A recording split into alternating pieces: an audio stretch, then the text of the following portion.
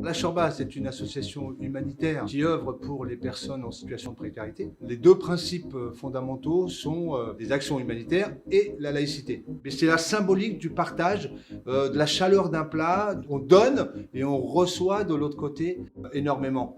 La Shorba, au départ, c'est la lutte contre le gaspillage, aller chercher des denrées alimentaires, leur redonner une seconde vie, les redistribuer. Le cœur de l'association, c'est les bénévoles.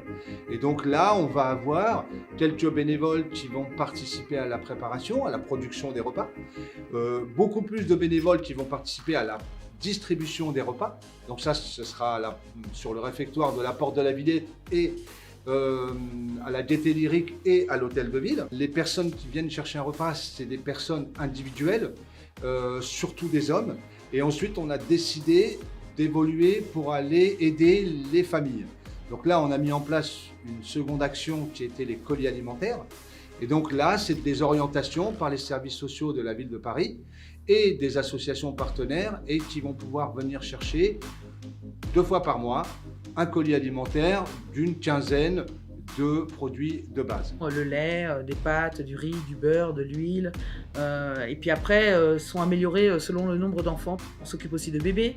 On essaye d'avoir des pots et des couches, principalement des couches, puisque les couches c'est très cher. Et puis des produits d'hygiène.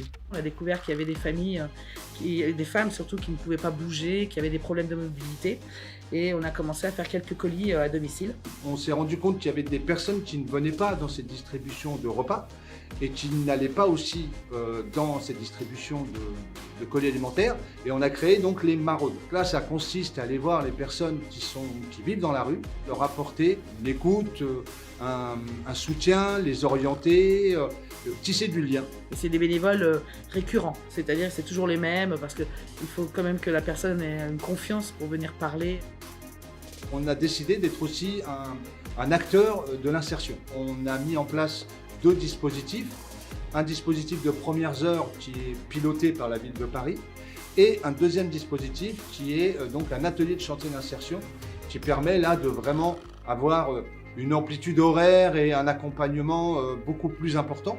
Déjà, on est inconditionnel, on est ouvert à tous.